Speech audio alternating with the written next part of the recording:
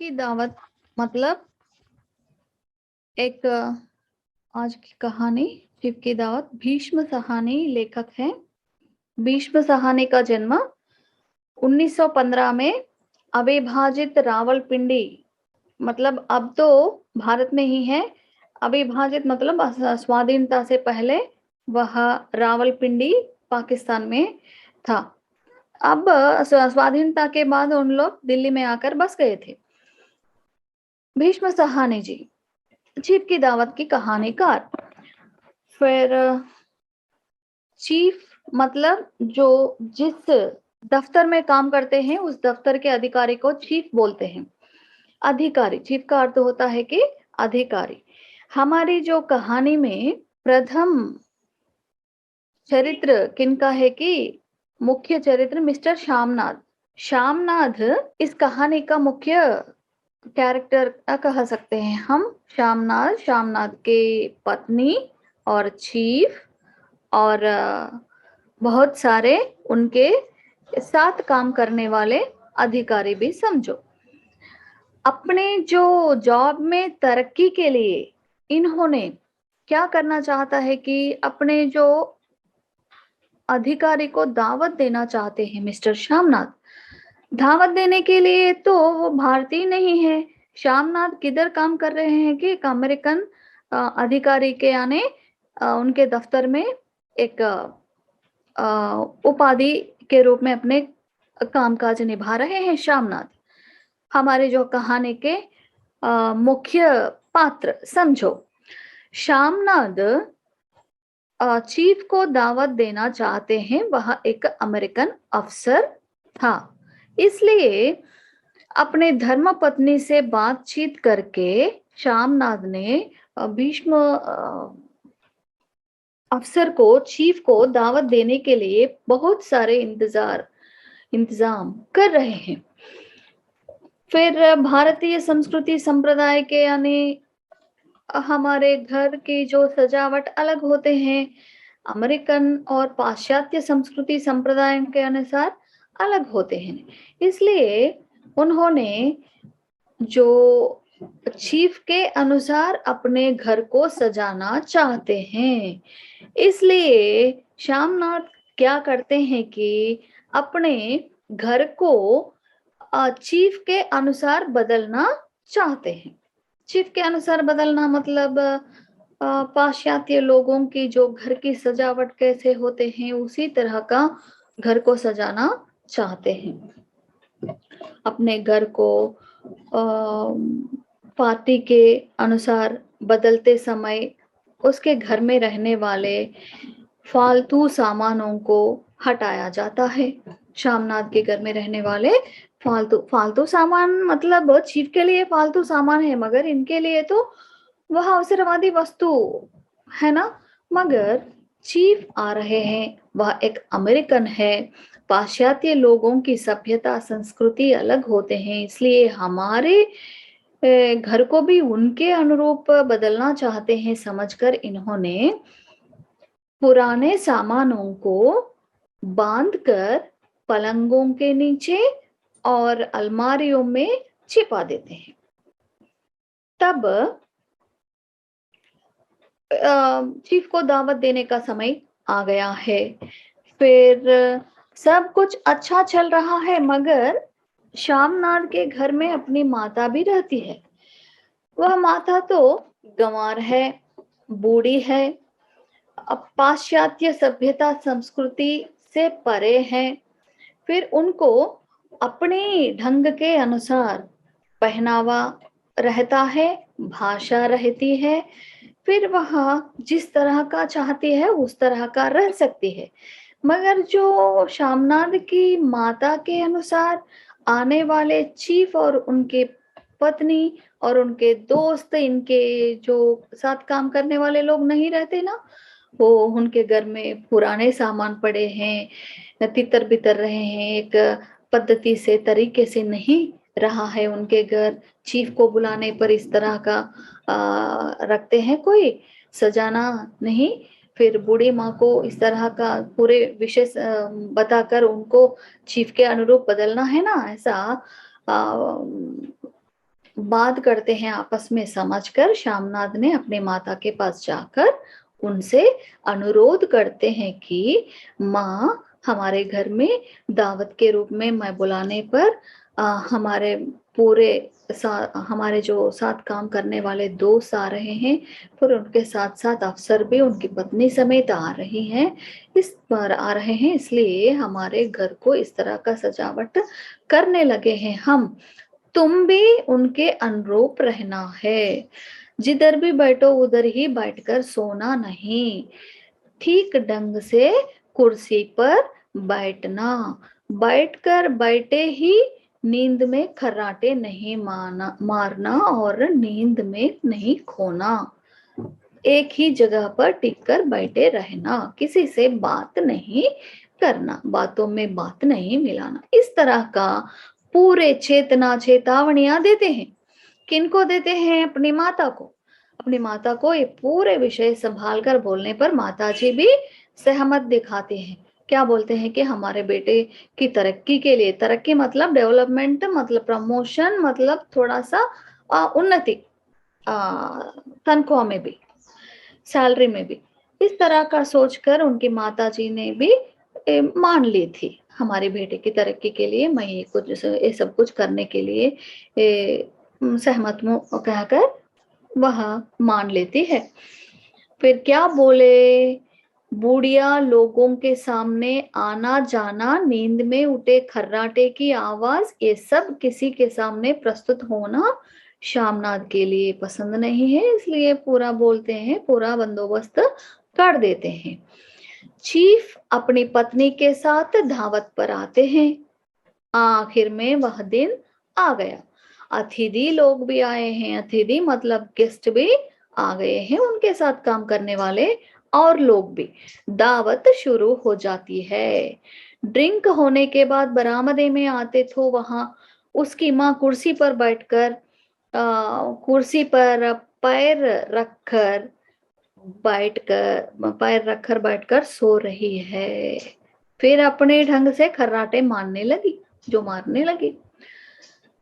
फिर उतने में उधर आकर कौन देखते हैं? फिर हम इधर एक विषय को पहचानना चाहिए है कि पाश्चात्य संस्कृति में किसी को दावत में बुलाने पर ड्रिंक्स का बंदोबस्त करना जरूरी है। खाने में कुछ कमी हो पर भी चलेगा, मगर ड्रिंक्स नहीं रहने पर काम नहीं चलेगा।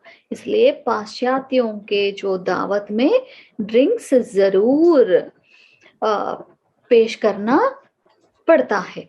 इस तरह का श्यामनाथ भी ड्रिंक का बंदोबस्त करते हैं। पूरा ड्रिंक का जो पार्टी खत्म हो जाता है, दावत बाकी है खाने का।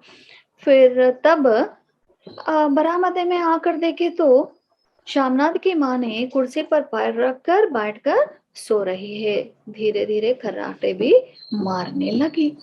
तब चीफ अपनी पत्नी के साथ उस बूढ़ी माँ को देखकर सहानुभूति आती है उस माँ पर। अकेली इनको क्यों बिठाए हैं इधर, ऐसा सोचकर अपने पत्नी के साथ उनके पास बैठकर, मतलब किनके पास बैठकर? श्यामनाथ की माँ के पास बैठकर उनको हिलाकर उनसे बातचीत करना शुरू करते हैं। क्या बात करते हैं कि माँ जी, आप अकेले क्यों बैठे हो? हमारे जो दावत में आप शामिल होना था ना, क्यों नहीं आए? आप इधर क्यों बैठे? बोलिए, आपके जो उस जमाने में हालचाल क्या होता है, किस तरह का होते हैं आप? आपके जमाने में किस तरह का जीवन बिताते थे आप लोग? किस तरह का पहनावा रहता है, किस तरह का जो आपके हाल चाल रहता है, संस्कृति सभ्यता किस तरह का होता है, ये पूरा बातचीत उनसे जानकारी लेते हैं माता जी से। माता जी भी बहुत खुशी से सब कुछ बोल देती है। सब कुछ बोलने के बाद माता जी से एक अनुरोध करते हैं। चीफ क्या बोलते हैं कि आप एक लोकगीत सुनाइए ना। आप उस जमाने में लोकगीत कामकाज करते समय करते होंगे नहीं? फसल काटते समय, खेती बाड़ी के काम करते समय, आप रसोई के घर में भी आप घर में लोरियां गाते थे, लोकगीत गाते थे। इस तरह का आप बहुत सारे लोकगीत, पंजाब में तो लोकगीत बहुत प्राचुर्य होते हैं ना, इस तरह का पंजाबी लोकगीतों की महत्व बहुत बड़ा है भारत में। इसलिए पूछने पर बहुत खुशी से माता जी ने लोकगीत गाई, बहुत सुरीली आवाज में लोकगीत सुनाई थी। चीफ और उसके जो उनके पत्नी भी बहुत खुश होते हैं। फिर माँ एक फुलकारी को पहनकर बैठी थी। उस फुलकारी को देखकर बहुत इम्प्रेस हो जाते हैं, चकित हो जाते हैं।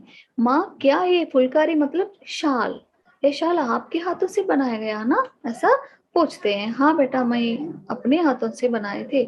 बोले, मगर हम अगली बार जरूर आएंगे, तब हमको इसी तरह का फुलकारी मतलब शाल चाहिए, कृपया बनाकर दीजिएगा, बोलते हैं। तब माँ खुशी से मान लेते हैं, अगली बार आने के बाद मैं जरूर आपको एक फुलकारी भेंट के रूप में दे दूंगी, कहकर वादा करते हैं। ये पूरे विषय को श्यामनाद ने आश्चर्य से देखने लगा।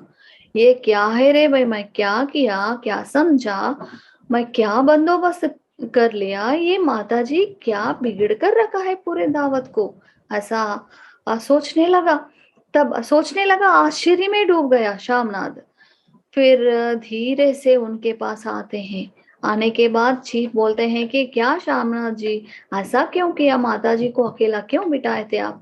कितना अच्छा लोकगीत गाया इन्होंने, कितना अच्छा अपने जमाने के सारे विषयों को हमारे हमसे जो पेश किए हैं इन्होंने। बहुत अच्छे विषयों को हम जान लिए हैं माता जी के द्वारा। और हमको ये भी वादा की है माता जी, हमको एक भेंट के रूप में फुलकारी भी बनवाने की वादा किए हैं, आप जरूर हमको देना, कहकर बहुत खुश हो जाते हैं माता जी से मिलने के बाद, बात करने के बाद, ये पूरे विषय हो जाने के बाद। श्यामनाथ तो बहुत पश्चाताप से, बहुत दुख से, नाराज में डूब गया। क्या मैं क्या सोच लिया अपने माता जी के बारे में, जितना पाप किया मैं, जितना जो गलती से सोच लिया। अपने माता जी अपना ही होता है, मेरा यह शरीर, ए सुंदर शरीर, एक ज्ञान, इस तरह का जीवन बिताने के लिए सब कुछ हमको हमारी माता जी से मिला है। इस माता जी को हम कम करके छिपाना चाहा। माता जी कैसा भी हो, माता ही होती है। गवार हो, अनपढ़ हो, अशिक्षित हो, अज्ञान हो, जो भी होने पर भी माता माता ही होती है। माता को दिखाने के लिए, माता के साथ मिलकर घूमने के लिए, माता जी को समाज में अपनी माँ बोलकर बहुत गर्व महसूस करने के लिए कोई भी झिझकना नहीं चाहिए, ऐसा कहकर बहुत पश्चाताप में डूब जाते हैं श्यामनाद। इस तरह का। फिर हम और एक विषय को इधर पहचानना चाहिए कि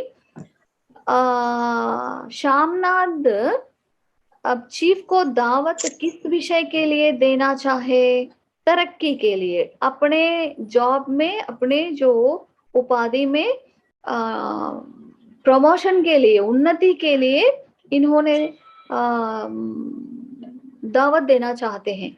मगर किस लिए इनको इस तरह का चीफ संतुष्ट होकर तरक्की देने के लिए मान लिए? सिर्फ माता जी के लिए। श्यामनाद यह सोचता है कि अरे मैं क्या कर डाला, जितना जो बेकाम किया मैंने, बेकार किया मैंने माँ के बारे में। मुझे जो तरक्की मिला, चीफ संतुष्ट हो गया सिर्फ माता जी के लिए, इसलिए मैं जो कुछ समझ लिया था वह गलत है, ऐसा कभी भी नहीं करना। परिवार में प्रथम बार हम परिवार को ही मान लेनी चाहिए, मान सम्मान करनी चाहिए। सिर्फ खासकर घर में रहने वाले बुजुर्गों की, बड़ों की सम्मान करनी चाहिए।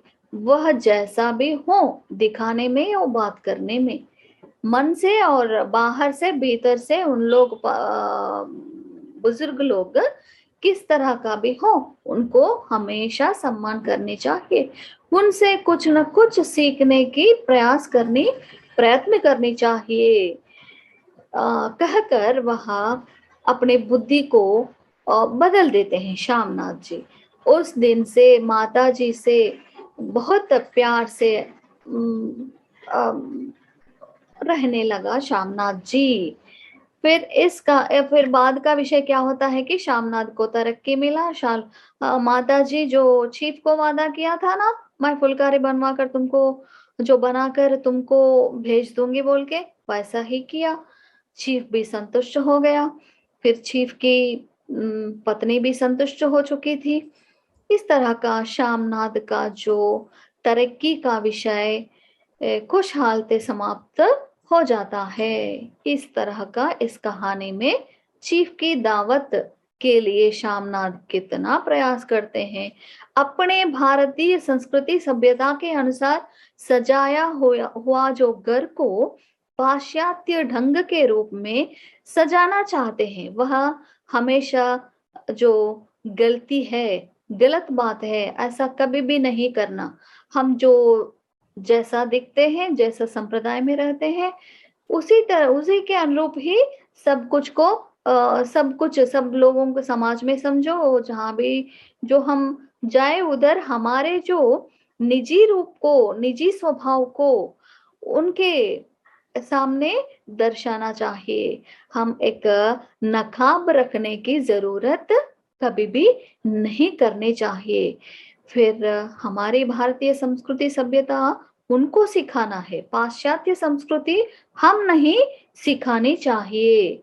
इसलिए इस कहानी में भीष्म सहानी जी यह बोलते हैं कि आजकल संसार में, मतलब 1915 में है ना इनका जन्म, 1915 मतलब 30 मिले तो 45 होते हैं, 1945 मतलब कैसा हाल है तब। बोले थे ना स्वाधीन भारत के रावलपिंडी में इनका जन्म हुआ, मतलब उस समय तो स्वाधीनता नहीं पाए हम, ब्रिटिश के रूल में ही रहे थे। उन दिनों में परिवार में संबंध, माता पिता के संबंध समझो, भाई बहन, पिता बेटे, माता बेटियां, इन दोनों के संबंध कैसे होते हैं, इस तरह का होते हैं। अंग्रेज अफसरों की जो पाश्चात्य संस्कृति में डूबकर हमारी संस्कृति सभ्यता को कमी करना, उनको नीचा दिखाना, निम्न दिखाना गलत बात है, ऐसा कहने के लिए यह कहानी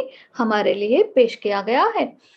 फिर श्यामनाथ के पात्र के द्वारा यह बताना चाहते हैं कि हमको यह लेसन सिखाना चाहते हैं कि माता पिता की जो के आदर करनी चाहिए हमेशा। हमारे माता पिता का देन है हमारा जीवन पूरा। सौंदर्य समझो, ज्ञान समझो, हमारी जो नौकरी समझो, पढ़ाई समझो, जो भी समझो, हमारा जो जीवन प्रदाता कौन होते हैं, माता पिता। इसलिए हमारे सर कटने के बाद भी कभी भी उनका जो अपमान नहीं करनी चाहिए। जैसे भी गुरुओं का भी अपमान नहीं करना, पाप लगेगा। माता पिता का भी अपमान नहीं करना, उनको हमेशा सम्मान करनी चाहिए। जो इस तरह का इस कहानी में श्यामनाथ के पात्र से हमको एक सीख बताए हैं हमारे कौन, भीष्म सहानी जी। यह एक मनोविश्लेषणात्मक कहानी भी समझ सकते हैं। कैसे कि मनोविश्लेषणात्मक मतलब मन की प्रवृत्ति कैसे होते हैं, अपने उद्योग के अनुसार, अपनी तरक्की के अनुसार, अपने जीवन के सुखमय जीवन के अनुसार मनुष्य अपने रिश्तों को कभी नहीं भूलना, यह एक प्रत्येक विषय के रूप में हमको बताए हैं। ओके, आप कुछ डाउट्स हो तो पूछ सकते।